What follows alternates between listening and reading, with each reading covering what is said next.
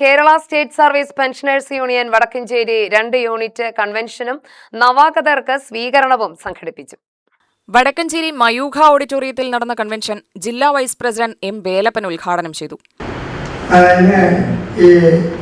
രാജ്യത്തെ ഏറ്റവും വലിയ സംഘടനയാണ് എസ്.എഫ്.ഐ. എല്ലാവർക്കും അറിയാവുന്നതാണ്.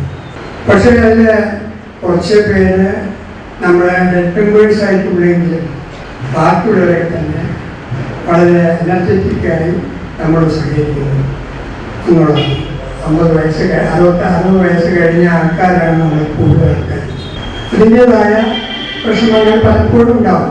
അതുകൊണ്ടാണ് പലർക്കും പങ്കെടുക്കാൻ പറ്റാത്തതും മറ്റുമൊക്കെ തന്നെ.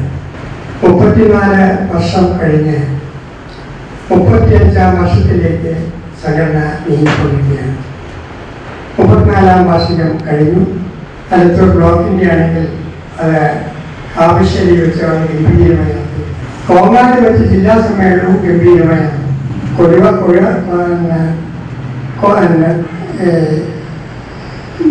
കോഴിക്കോട് വെച്ച് സംസ്ഥാന സമ്മേളനം വളരെ നല്ല രീതിയിൽ നടന്നു.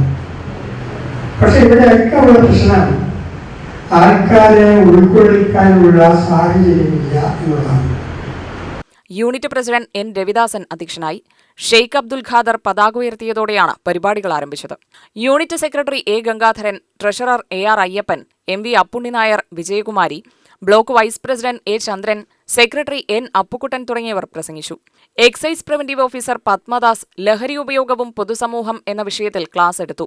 പെൻഷൻ പരിഷ്കരണ നടപടികൾ ആരംഭിക്കുക, ക്ഷാമാശ്വാസ കുടിശ്ശിക അനുവദിക്കുക, മുതിർന്ന പെൻഷൻകാർക്ക് കേന്ദ്ര നിരക്കിൽ അധിക പെൻഷൻ അനുവദിക്കുക, 1 മാസത്തെ പെൻഷൻ ഓണം ഉത്സവബത്തയായി അനുവദിക്കുക, പങ്കാളിത്ത പെൻഷൻ പദ്ധതി പിൻവലിക്കുക തുടങ്ങിയ ആവശ്യങ്ങൾ കൺവെൻഷൻ ഉന്നയിച്ചു.